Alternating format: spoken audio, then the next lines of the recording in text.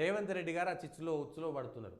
కాంగ్రెస్ బలవంతంగా హిందీ రుద్దొద్దు అంటుంది. ఇవాళ రాహుల్ గాంధీకి తెలుగు నేర్పిస్తారా, సోనియా గాంధీకి తెలుగు నేర్పిస్తారా, ప్రియాంక వాద్రాకు తెలుగు నేర్పిస్తారా? మీరు తెలుగులోనే మాట్లాడాలి వాళ్ళతోటి. మీరు హిందీలో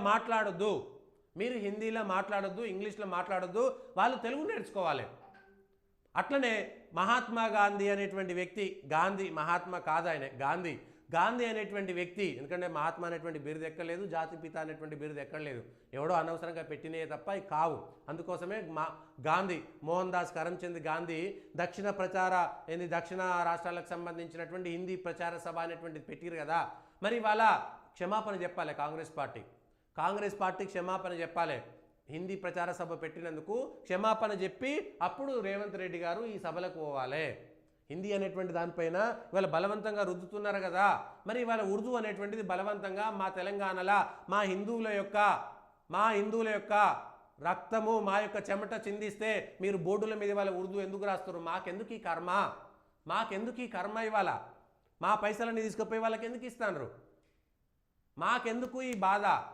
ఇవాళ ఎందుకు తెలంగాణలో ఇంగ్లీష్ మీడియం చెప్తున్నారు? తీసేయండి, బలవంతంగా హిందీ రుద్దొద్దు కదా. బలవంతంగా ఇంగ్లీష్ ఎందుకు రుద్దుతుంది? ఎవడు చెప్పిండు ఇంగ్లీష్ అనేటువంటిది అంతర్జాతీయ భాషని? ఇది బానిస భాష కదా, బ్రిటిషోడి బానిస భాష కదా, మొఘలాయిల బానిస భాష, లేకపోతే బ్రిటిషోడి బానిస భాషను మనకెందుకు ఇవాళ బలవంతంగా రుద్దిరు? భారతీయ భాషలంటే మరి ఇవాళ ఎందుకు గోండు భాషను చంపిరు, లంబాడి భాషను చంపిరు, ఇవాళ ఎందుకు చెంచు భాషను చంపిరు, ఎందుకు కోయ భాషను చంపిరు? ఇవాళ వీటికి సంబంధించినటువంటి సమాధానం చెప్పాలి. వాళ్ళకి ఎందుకు బలవంతంగా తెలుగు నేర్పిస్తాన్రు? ఇంకో దీనిపైన సమాధానం చెప్పాల్సినటువంటి అవసరం ఉన్నది. ఇవి రాజకీయ నాయకుల యొక్క కళలు, ఇవి రాజకీయ నాయకుల యొక్క మాటలు. ప్రజలారా ఆలోచించండి. తెలంగాణ ఇవాళ ఏదో తెలంగాణలో సెంటిమెంట్ పని చేయకపోగా అందులో పడి మునిగిపోతుంది కాంగ్రెస్ పార్టీ. ఇప్పటికే తప్పుల మీద తప్పులు చేస్తుంది. ఇట్లాంటి తప్పులు చేయడం వల్ల తెలంగాణలో ఇవి రావు. ఇంకా తెలంగాణలో ఇది రాదు. దేశం అనేటువంటి సమైక్యత, భిన్నత్వంలో ఏకత్వం అంటేనది.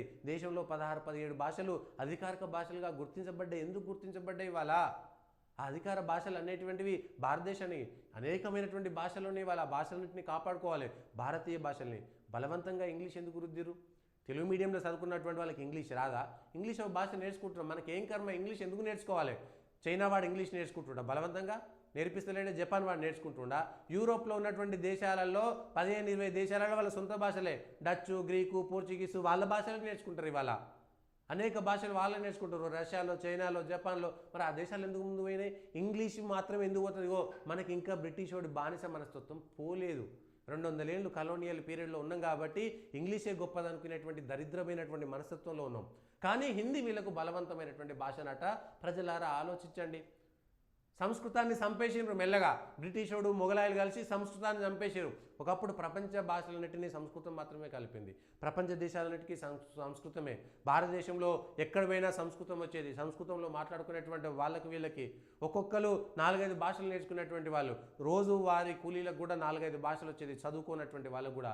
ఇవాళ బలవంతంగా ఈ భాషా ప్రయుక్త రాష్ట్రాలను ఏర్పాటు చేసి దరిద్రమైనటువంటి భావజాలాన్ని ప్రజల మీద నెట్టినటువంటి వీళ్ళు ఇవాళ హిందీని బలవంతంగా రుద్దొద్దు అంటున్నారు. హిందీ ప్రచార సభను పెట్టినటువంటి కాంగ్రెస్ ముక్కు నేలకు రాస్తుందా? ఇవాళ మహాత్మా గాంధీ తప్పు అనేటువంటి మాట చెప్తారా? ఇవాళ చెప్పండి